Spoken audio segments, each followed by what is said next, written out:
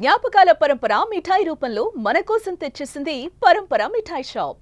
ఆంధ్రప్రదేశ్లో కూటమి ప్రభుత్వం అధికార బాధ్యతలు చేపట్టిన తర్వాత మరోసారి టిట్కో ఇళ్ల పథకానికి ప్రాణం పోసుకునేటువంటి పరిస్థితి వచ్చింది. ఇప్పుడు రాష్ట్ర వ్యాప్తంగా 163 టౌన్షిప్ల నిర్మాణం జరుగుతోంది టిట్కో స్కీమ్ కింద. ఇది ప్రైమ్ మినిస్టర్ ఆవాస్ యోజన కింద తీసుకొచ్చినటువంటి స్కీము. గతంలో 2014-19 మధ్య అధికారంలో ఉన్న సందర్భంలో చంద్రబాబు నాయుడు ప్రభుత్వం పెద్ద ఎత్తున టిట్కో ఇళ్లకి సంబంధించినటువంటి నిర్మాణ ప్రక్రియను ప్రోత్సహించింది. కొన్ని గృహప్రవేశాలు కూడా జరిగినాయి. అయితే కూటమి ప్రభుత్వం అప్పుడు అధికారం మారిన తర్వాత జగన్మోహన్ రెడ్డి అధికారంలోకి వచ్చిన తర్వాత టిట్కో ఇళ్ల నిర్మాణం పైన అసంతృప్తి వ్యక్తం చేశారు. రూపాయికే ఇల్లు ఇస్తామంటూ కట్టేసి ఉన్నటువంటి ప్రాజెక్టులు మాత్రం హ్యాండ్ ఓవర్ చేసే ప్రయత్నం చేశారు. మిగతా వాటిని ఎక్కడికక్కడ నిలిపేశారు. అయితే ఇప్పుడు కొత్త ప్రభుత్వం వచ్చిన తర్వాత ఏడాదిన్నర అవుతుంది. ఈ ఏడాదిన్నర కాలంలో మళ్ళీ వీటి కన్స్ట్రక్షన్ ప్రాసెస్ని ముందుకు తీసుకెళ్లారు. అయితే ఇప్పుడు రాబోయేటువంటి రోజులు అంటే వచ్చే మార్చి నాటికి, బహుశా ఉగాది నాటికి రాష్ట్ర ప్రభుత్వం ఒక టార్గెట్ పెట్టుకుంది. రాష్ట్ర వ్యాప్తంగా నిర్మాణంలో తుది దశకి అంటే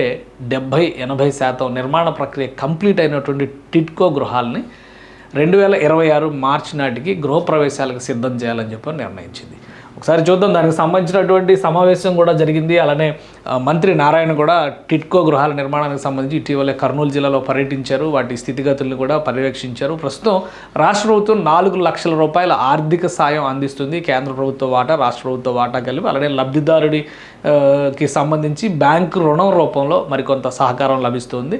సో మొత్తంగా రాష్ట్రంలో 7 లక్షల గృహాలని కొత్తగా నిర్మించేటువంటి ప్రణాళికని అమలు చేసింది. అందులో 4,20,000 గృహాలు కంప్లీట్ అవుతాయి అనేటువంటి ఒక అంచనాకు వచ్చింది. ఈ నేపథ్యంలోనే మార్చి నాటికి గృహప్రవేశాలు ప్రారంభించేటువంటి ప్రక్రియను చేపట్టాలని చెప్పని రాష్ట్ర ప్రభుత్వం భావిస్తుంది. దీంతోపాటు ఎన్నికల సమయంలో ఇచ్చినటువంటి హామీకి అనుగుణంగా పట్టణ ప్రాంతాల్లో 2 సెంట్ల భూమి, గ్రామీణ ప్రాంతాల్లో 3 సెంట్ల భూమి కేటాయించడం ద్వారా ఇల్లు లేని నిరుపేదలకి సొంత గూడు నిర్మించాలనేటువంటి ప్రణాళికకి కూడా ఊపు తీసుకొచ్చేటువంటి ప్రయత్నం కూటమి ప్రభుత్వం చేస్తోంది.